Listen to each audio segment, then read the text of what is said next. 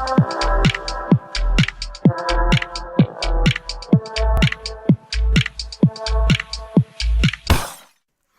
welcome back to the channel. Welcome back to Meet Your Neighbours Unplugged, and I am really thrilled today to have a super secret guest, a very good friend of mine for the last couple of years, Darth Xion. How are you, my friend? Evening, Stu. How are we doing? I'm good, mate, and hopefully I pronounced that name properly. If I don't, please tell me. Yeah, absolutely spot on. So, Darth's from Old Blight, from the UK, and I guess you are coming into summertime now, almost over there.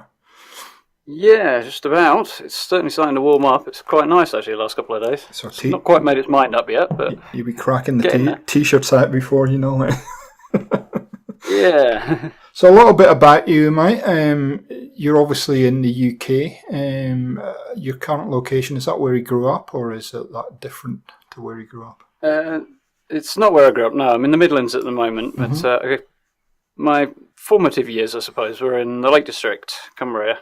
So that's the big ones. You grew up close to where I grew up then, mate, because I grew up on the other side of the border, kind of. But I used to watch Border TV, if you know Border TV. So yes, I do. Yeah. So we were all in a very similar area. So nice part of the world, actually. It's a beautiful part of the world, actually, the Lake District. It's a stunning part of the world. It's unfortunately sort of in your early 20s. It's the sort of place people leave when they're in their early 20s. They go away for uni and tend to stay away. I was part of that exodus, albeit a little later than most people. Yeah, well, I got to say you're not wrong. I'm similar to me. I grew up in a country area. I left when I was in my early 20s, but I done it. I went a little bit further afield to find a little bit. And I'd say I haven't regretted it, I got to say, but yeah, I know what you mean. It's you get to that stage in your life, I guess, that you want to get out and see a little bit more, and or opportunities, probably in your case, where you get to go to uni or whatever, and yeah, exactly. Yeah.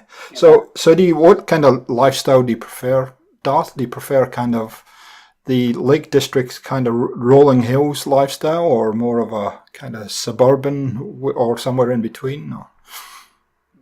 Given the choice, prior to living in the Lake District, actually, I ended up moving around quite a lot. But when I was a child, I was living in a very, very small village, and that is kind of, I don't know, maybe rose-tinted glasses a little bit, but that's always had an appeal. It's not the most practical from a transport point of view and getting into town, that sort of thing, but it would be my preference, assuming you can, find somewhere with good enough internet and all that stuff. Yeah, no, I was a bit further out. I was a townie, so I was in a little bit bigger community, but we had lots of those lovely little villages dotted around us, which they're a very kind of easygoing lifestyle, and as long as they don't fall out your neighbours, they should be fine. Yeah, exactly. The village I was in as a child was probably around about 300 or so people, but when I moved north to Cumbria, which is where, so call it my formative years, it was pretty much all my teens and early 20s, so it's the big years. So obviously when I moved there, I moved into Kendal, and that's about 35,000, so what it was then anyway. So okay, fantastic. So I guess how long have you had your YouTube channel up and running for at this point? We are approaching, I think, about 3 years now. It'll be 3 years in August. So. Okay, fantastic. A reasonable amount of time now. And so what? A late start on Fallout 4. What was the kind of thinking behind just getting onto YouTube and making content? From what I understand, it's actually quite similar to a number of other people. I was playing Fallout 4 quite a lot. I actually had a little break about a couple of months after it came out, and then went back onto it. The brief hiatus playing Doom, and then jumped back onto Fallout. And then on that second run, so I started getting into settlement building a lot more, and stumbled across no respawns, and rapidly got better. I was talking to a colleague of mine who said, it's a pity you can't really share it. I thought, well, YouTube's probably the easiest option. And once I started setting things up on that, I thought, well, why not let's actually take a crack at this and have a go at doing it properly. So I really threw myself into it at that point and never looked back, I guess. Definitely a great decision. It's definitely baptism of fire in some respects, though, because I think what a lot of people don't realise is they just think you get into YouTube, you throw your videos up and that's it, but it's not that easy, as I'm sure you well know. Definitely not. There's a lot of work involved. A lot of work. A lot of things to learn too, I think, yeah. Oh, yeah. Especially, I mean, when I started it, I knew next to nothing about it. I knew a little bit about the audio side of things from being in a band years ago, but it's still different to that. And the amount of skills and software and countless other things as well that you've got to figure out and learn your way around, mostly without too much help. Yeah. There's a lot of videos on YouTube which are fantastic help. And there's a lot that aren't fantastic help too. That's true as well. Yeah, but to be fair, YouTube's pretty amazing in that regard. Just about anything you want to learn how to do, you can pretty much find out on YouTube. So. That's correct. It's correct. I think it's a great medium. I really enjoy being a consumer and also making content. But what kind of inspires you to make content? At the risk of sounding hugely cheesy, probably the community that's built up around my channel. I get wonderful, wonderful feedback, and I always have since even the very beginning of it from everybody watching my videos. And get the odd exception to the rule, should we say? But for the most part, I think just about everybody is so lovely. It's really, really encouraging. Yeah, no, I think the Fallout community especially are amazing, quite amazing. Yeah, I would agree. Particularly the more committed ones, the ones who dropped off at the start of 76 with all the negativity back then. Obviously, have disappeared for the most part now. It just leaves the ones who are most committed and most into it, and generally the nicest bunch of people, which is fantastic. Couldn't ask for better. I think you're right. Have you enjoyed 76, Darth? Yeah, absolutely. Having a whale of a time with it. Especially in the last few weeks now, running into people a lot more. It's got a lovely, friendly vibe. You saw people in the past, particularly, again, prior to survival mode as well. Yep. You never really knew quite what was going to happen. Yep. Which, to be fair to Bethesda, obviously was the idea, but at the same time now you see somebody that's a very, very good chance you're going to get a wave off them at the very least. So yeah, I think you see them a lot more often. I think you're right. Since Bethesda added that additional game mode, let's just call it that, survival. It seems to have given all those guys that want to, do PvP or PvE a little server that they can go and do that on, and then the rest of us have kind of been largely left alone just to get on with the Fallout 76. And I think it's been a good move on Bethesda's half, because it covers kind of both requirements, if you like. Yeah, I'd agree with that. Makes it a lot more laid back and comfortable for those who are looking for that sort of thing, and those who aren't, I've got an option as well, which is great. Yeah. So I want to take you back a little while, probably about a year and a half ago now, because YouTube made a fairly significant change to the way that they were monetizing their channel. Yeah. In that they changed that kind of requirement from 100 subs to 1,000 subs. And I remember you at the time were lucky enough to manage to jump into that 1,000 subscriber number just before it hit. And I've watched your channel since then, and you really, really haven't looked back, mate. You have grown extremely, extremely well since then. Is there anything that you attribute that to, that growth? Well, the last particularly 6-7 months or so, since December, has been the really big patch. I had a video back in December that I did, was 4 easy to move camps, which actually wound up being more like 2 easy to move camps, 1 kind of okay to move camp, or 1 that's going nowhere. But I obviously dropped that video just on the right subject at the right time, and sort of over the first week or so, I was assuming it'd do pretty well, but by the standards of what I was doing at the time, and that I was going to be quite happy with that. And over the course of the first week, it ticked up to about 1,000 views, and then suddenly kind of climbed a bit more rapidly and got to, I think it was about 3,000. Wow. And I was looking at that going, wow, that's not happened before. My previous best video was at the time around about 10,000 views, I think, and that was one of my early ones, so it had a lot of time to get there. Then YouTube got hold of that video at about the time it hit 3,000, and over the next couple of days it shot to 20,000, and I was just sat there checking on my breaks at work and things like that, just what's going on? Which is not something I'd normally do, but it's like, there's another 1,000, there's another 1,000, what's going on here? And I think that brought my channel to a lot more people's attention, and we've basically more than doubled in size in the last sort of 6-7 months. So yeah, and it's been crazy. But it's funny how it's just, and Epic Hans, I was speaking to Epic Hans, he's got about 6,000 subs, and he was saying the same thing. He said there's one video he put out and he's got no idea why it got so many views, but it was just maybe a timing thing, or YouTube that's a big part of it. Just suddenly decided to promote his video or whatever it was. But everybody needs that kind of video just to move forward. I think it's at some point. Yeah, I think that's a big part of it. It's a combination of getting the right thing at the right time. No small amount of luck as well. Yeah, and then once it starts performing better than usual, YouTube's algorithm just looks at it and goes, okay, this one's interesting. More people will push it out a bit further than we would normally, and it carries on like that. Is there any other tools that you've been using for your channel? And now I'm thinking about how you utilize YouTube, and I'll explain this in a little bit more detail in a minute, but to get further up the search engine. I'm thinking of your descriptions, your keywords, the tags, etc. Have you spent any time looking at that? Yeah, something I tend to put a fair bit of time and effort into. I try and make sure the titles, I shy away from being clickbaity. That's something I've always wanted to avoid. I make sure the title is sort of attractive and worth clicking on, whilst absolutely accurate, or as absolutely accurate as I can make it as well. Yep.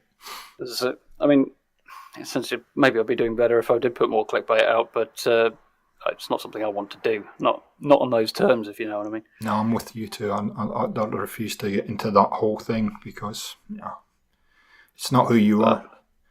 No, exactly.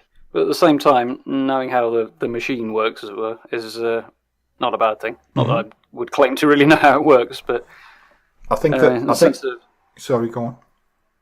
In the sense of having sort of the general idea, and the first few lines of the description are particularly important. They do have some small impact on the search, and tags as well. Go through that, and I use TubeBuddy as well, which is a browser plugin that gives you a load of extra information and suggests tags and tells you whether or not they're any good and whether or not people are searching for them. And that's quite helpful as a guide. Plus, it has some very handy options to just save groups of tags so you can put them in a lot faster rather than typing out 500 words every time. I think that's something that at the end of 2018, because I think the problem with YouTube is that what works this year might not work next year, and what works the year, and so on and so forth, because they kind of change the goalposts every so often, and they don't tell anybody. Yeah, they're not great about their communication, but yeah, they're always trying new things, trying to grow their platform as well, I suppose. Yeah, and I guess at the end of 2018, personally, I thought, okay, how can I do better? How can I increase the number of subs I've got, etc. So I did spend a lot of time looking at what potential strategies you can adopt, and I use TubeBuddy. I've used TubeBuddy for a couple of years now. It's a great tool, and it's a free tool. You can get the free version on it, or you can get the paid version, but the free version gives you a lot of information, helps out a lot. But also, it speeds up your workflow as well. Yes, it does. Yes, it does a lot. It's funny. It's enough to be doing as it is. So I think they've that streamlines it.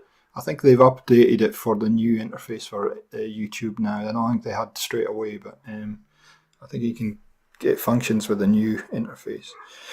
The new Creator Studio. That's YouTube themselves haven't finished doing yet. Clearly, they've pushed it out to everybody, but they haven't finished building it. There's certain tools I've noticed they're definitely missing.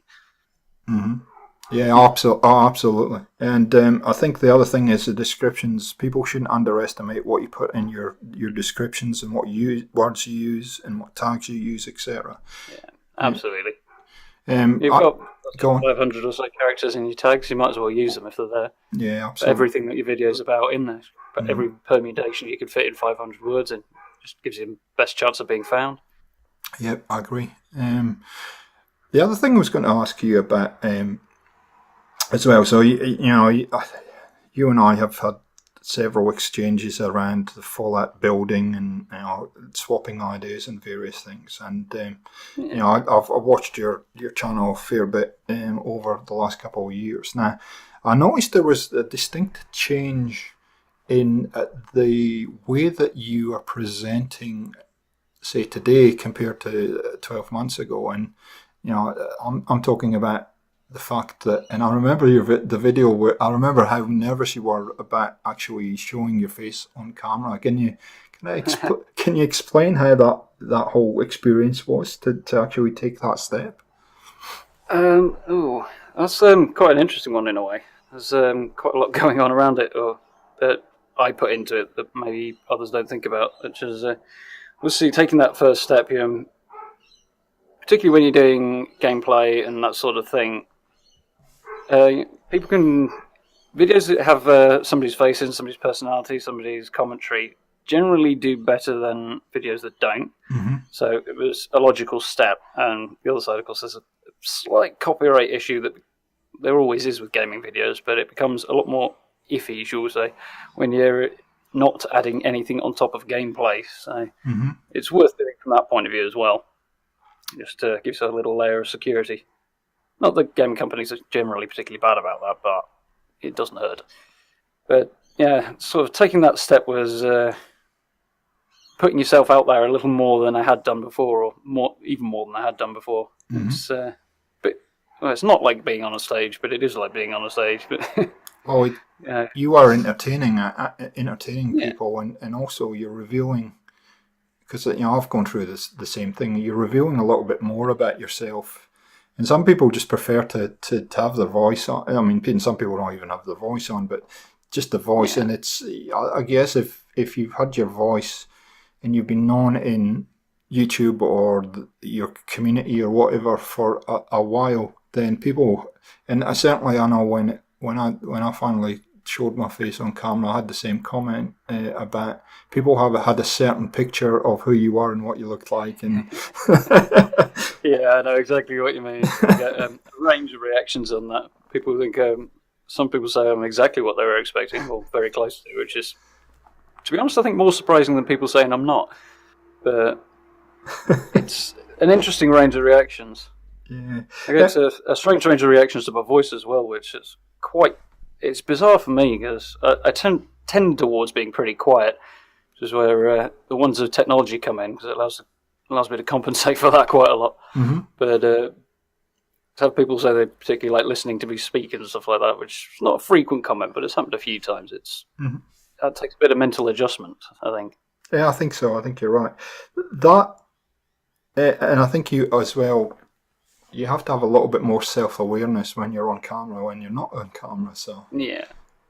So that transition that I've seen with your channel as well to much more to streaming, and also away from Fallout 4 building, was that a conscious decision by yourself to do that, or did you have was it kind of, were you trying something new? I mean, can you talk a little bit about that? It was pretty much a conscious choice. Sort of switching over to using camera and then moving on to sort of streaming and 76. Mm-hmm. Were all deliberate steps, things that I wanted to do, wasn't necessarily able to do in one go.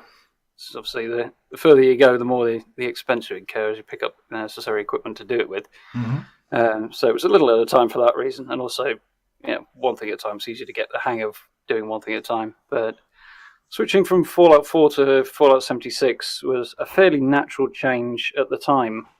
Fallout 4 was, about 3 years old by the time 76 came out. Yep. So it was by no means a new game anymore.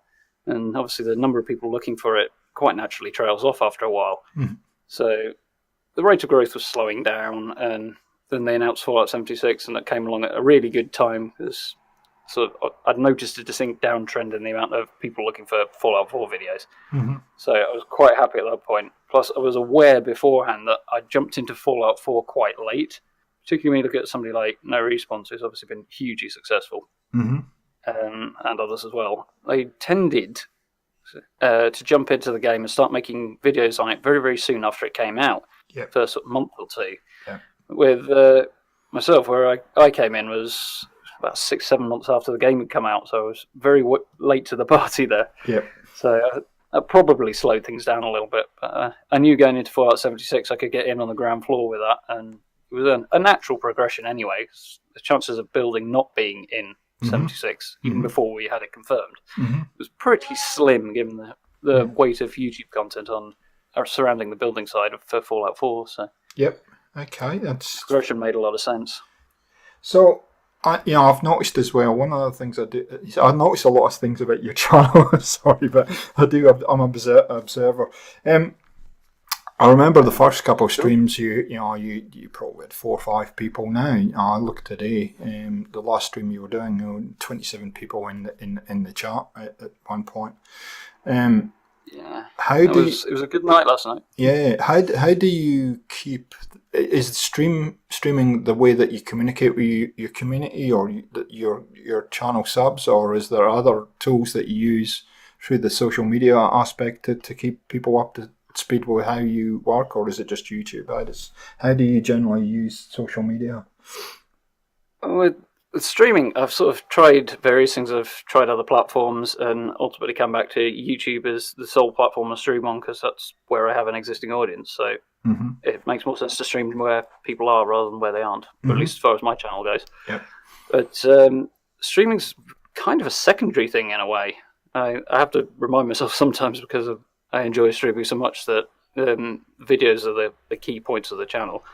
So that's where I put most of the focus and the biggest effort. Not that there's any lack of time invested into setting up streams and stuff, but the primary focus is the videos. And streamings, I found when I started YouTube, interestingly, that I had a lot less time to play video games.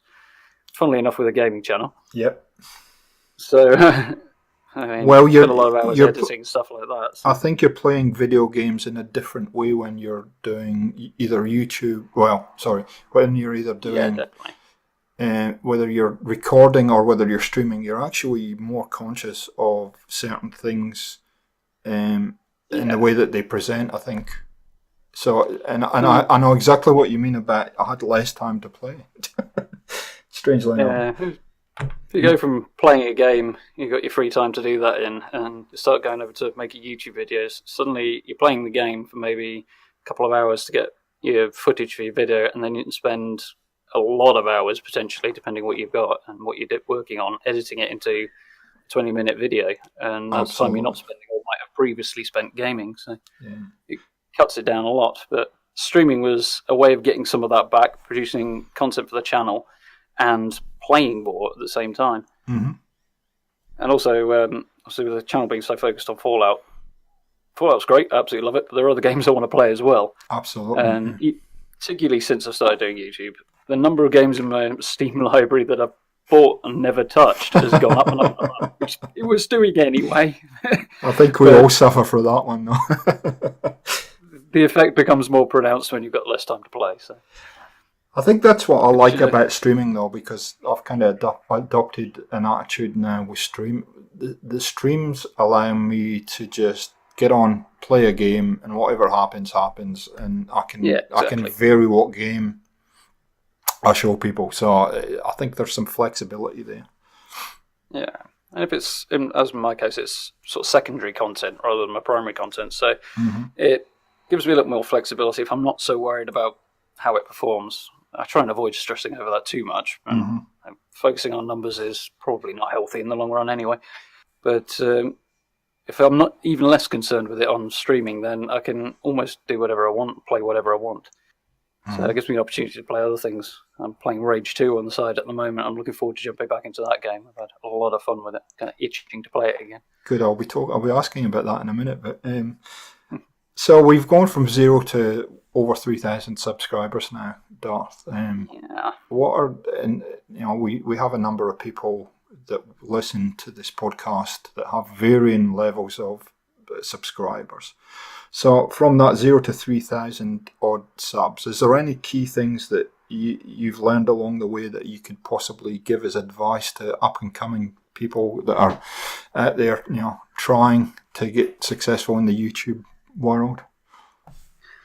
A lot of it is stuff that you'd find from just about anywhere you go looking for that sort of information, really. It's the basic advice is repeated a lot and is generally pretty solid, which is try and be as consistent as you can, even if it's only once, twice a week. Mm-hmm. If you have a lot of time off, people start to forget, move on, whatever. You have to keep putting out content if you want to grow, which is, I don't know, it's something you hear on whether you're streaming or making YouTube videos a lot, but it's definitely true. Mm-hmm. And one of the less heard ones, but I think is also important, is realizing just how long people spend looking at a video before they make their mind up as to whether or not they want to watch the rest of it, which is usually a matter of seconds. Yeah. So the first few seconds of the video need to at least convey what you're about and what the person who, or particularly somebody who doesn't know your channel or your content, is going to get from it when they watch the video. You don't really have a lot of time to do that, so making the opening count is quite an important thing as well. Good. No, it's good advice. It's good advice, and I think again, Epic was talking about branding and the look of the channel. We had a whole discussion around there, and that's all. But being recognisable helps. Yeah, and the consistency is a very important thing. That not just the consistency in uploading, but the consistency in the look of what you're presenting, your channel. Yeah, absolutely. If somebody clicks on your channel, they want to get a visual picture straight away of what you're about and whether it's for them. So, yeah, absolutely. It's kind of a double-edged sword in it. So, you're just trying to go to sleep. Excuse me. That's all right. Yeah, it's a bit of a double-edged sword in a sense, because you'll find that people come to your channel, they see your branding, they see key things like, for us, maybe Fallout, something like that, and that's what they come for and they stay around for. So when you try and do something else, if you want to play a different game or whatever, it will often not perform as well, just because it's not what people are expecting or looking for. And that's a hard challenge to overcome. I certainly haven't managed it yet, but at the same time I think Gaming for XP, we're probably in the same boat from that, but it's a slow. If you're going to make that transition, it's a slow process. I think you've done it. Yeah. You've done it well because, and I guess as well, it's a little bit about timing and what's available. But you've moved from 4 to 76, and also at the same time, you've changed your approach. You're on camera now a lot more. You're doing more streaming rather than edited videos. So For you, it's looked like a natural progression because you're still within the Fallout universe. I guess it's a much harder process to move to a completely different game, and so you have to be. I think what I've found is that you've got to be prepared to have on those new content or different games. Don't expect too much because it will take a while for people to adjust to what you're doing. Realistic outlooks. Definitely important. I think Fallout 4 to Fallout 76 was a very natural transition, both for the channel and for a lot of Fallout players as well, because just as the game was been out for 3 years and was not particularly new to me, same for everybody else, and they're all kind of looking at the next thing as well, all about the same time I'm doing it, so we're all kind of moving along together, which smooths the transition a little bit more. Mm-hmm. So, talking of new games, what was kind of your decision-making process to, number one, I guess, buy Rage 2, but number two, put it up on the channel? And part of it's because the amount of time YouTube takes up is quite huge at times. And if I'm playing games, ideally, I don't want to be choosing between YouTube and playing games for myself. So if I can do both, that's great. So that's kind of why I wanted to put it on the channel. Also, it's just nice to do something different once in a while. But as to what made me want to play Rage, I saw it first. Actually, I think I saw the response to Walmart Canada's reveal just before E3 last year. They're letting it slip a few weeks early, and obviously they jumped on that and dealt with it, and then there was the whole big announcement at E3 and everything. And I just looked at it and thought, I played Doom, it's Software, it's their combat, so it's in a lot of ways like Doom, and I had a lot of fun with that. Yep. And it's open world, post-apocalyptic, obviously I quite like that sort of thing as well. And it just looked like daft fun, which is very much my cup of tea as well. So all the marketing and the branding since then. So it ticked every box, basically. Yeah. So if you get a few hours out of it and have some fun with it, and that's what it's all about. And I've jumped in. It took a little longer to get going than I expected, actually. Mm-hmm. But once it did, it's been every bit the daft running around just shooting ridiculously coloured, basically raiders. It promised to be. So I guess, yeah, I was on the fence about it, and I got to say, some of the first videos I watched, including yourself on stream, I was kind of, I'm not sure about this, but I've consequently watched a couple more that I've got, as you said, further into the game, and I'm warming to it much more. It's certainly my type of game. I got to say, much as it is your type of game. I've seen you playing things like Borderlands and stuff like that as well, so shooters is certainly on your side of things as well. Absolutely. So the name Darth Xion, where does that come from? Funnily enough, it actually comes from a game that was mentioned by one of your recent interviewees, actually. Oh, really? Loco mentioned it. Which is Star Wars The Old Republic, the MMO that BioWare put out a few years ago. Yep. Which is, Loco pointed out, is basically a spiritual successor and in a lot of ways a sequel to the old Knights of the Old Republic games. Mm-hmm. It played a few MMOs over the years, but that was the only one I really got into, and I played it quite a bit, sort of play it quite intensely for a few months, and then put it down and then pick it up again. Mm-hmm. And during the course of that, as your character advances, and pick up titles or ranks. So in the case of Darth Xion, the character's name is Xion, and as he works his way up the ranks, he gets Apprentice, Lord, and Darth. Gotcha. I picked the name because I was looking for a name that would work with the different titles and not sound ridiculous, having seen a lot of people who put Darth in the name and ended up Darth, so on. I wanted to avoid falling into that trap. Okay. But fantastic. And once I came to set up the channel, I was looking for something that related to me that had stuck around with me for a while.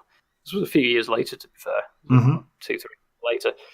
And I looked at a few of the things I've done and characters I've come up with over the years, things like that, and that was the one that really stood out and just kept coming back to, and it was original enough, different enough, but easy enough to latch onto. It just kind of clicked, so I stuck with it. Fantastic. Right, I've got one more question for you, and this is just a quick fire question. If I was able to give you a first class ticket to anywhere in the world, where would you go? Oh, there's quite a few places I'd like to Well, you can have more than one. You can have it on like a round the world trip if you like. Yeah.